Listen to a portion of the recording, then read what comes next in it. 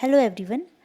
आज की इस वीडियो में हम देखेंगे कि कैसे आप अपने आंसर प्रोविज़नल आंसर की से मिला सकते हैं और कैसे आप लैंग्वेज 1 और लैंग्वेज 2 को इस आंसर की में पहचानेंगे। तो देखिए, सबसे पहले हम यहाँ पे देखेंगे आंसर की जो है वो सारे शिफ्टों की एक साथ दी गई है। तो सबसे पहले आप देखेंगे कि आपका पेपर किस डेट को हुआ था।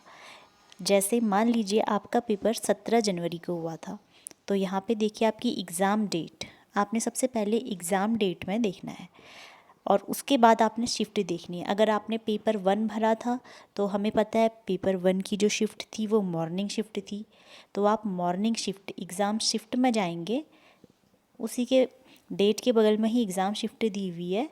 आप एग्ज़ाम शिफ्ट, अगर आपको पेपर 1 देखना है तो आप मॉर्निंग देखेंगे और एग्ज़ाम से शिफ्ट पेपर 2 के लिए इवनिंग होगी।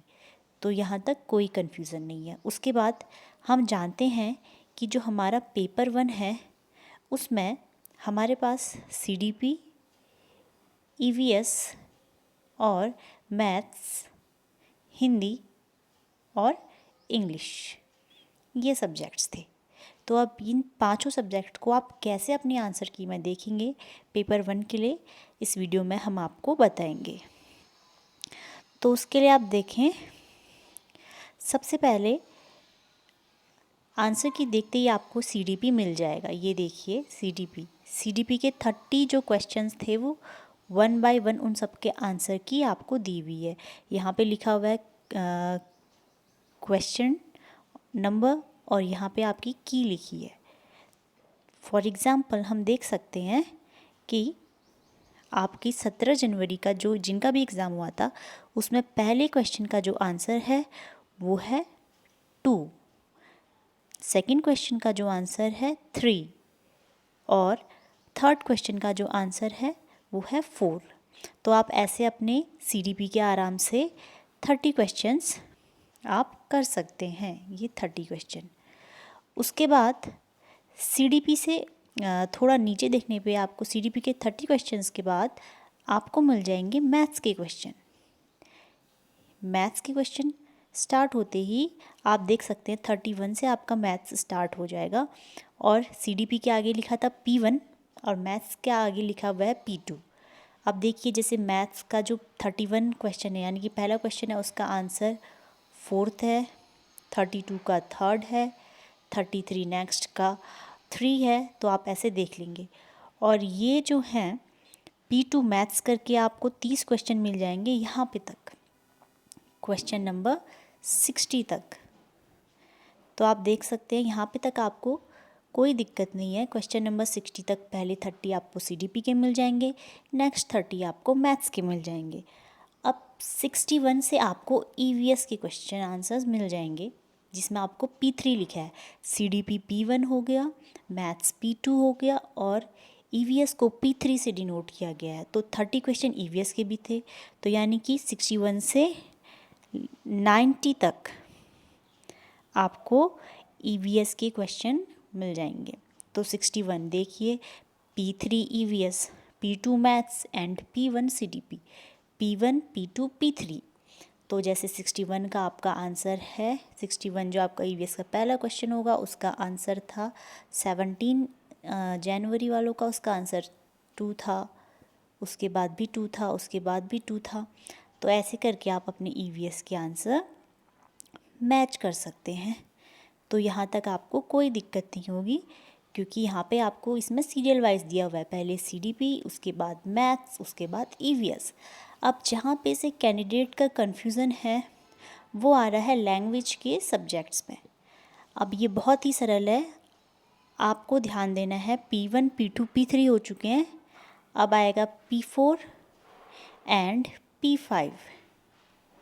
जो भी आपकी लैंग्वेज 1 होगी उसके लिए कोड होगा P4 और जो भी आपकी लैंग्वेज 2 होगी उसके आगे लिखा होगा P5।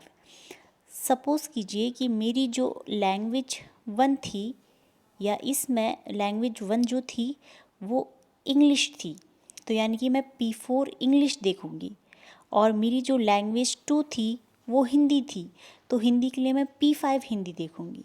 आइए देखते हैं। मान लीजिए कि इसमें लैंग्वेज 1 इंग्लिश है, तो P3 के बाद हमारा आना चाहिए P4, तो हम P4 देखेंगे, P4 इंग्लिश, और उसके बाद का जो हमारा पेपर होगा यानी कि लैंग्वेज 2 वो हम P5 हिंदी देखेंगे। और ऐसे ही जिस भी कैंडिडेट्स का जो भी सब्जेक्ट लैंग्वेज 1 होगा उसके लिए वो P4 देखेगा और लैंग्वेज 2 के लिए वो P5 देखेगा। तो आई होप आपका कन्फ्यूज़न दूर हो गया होगा।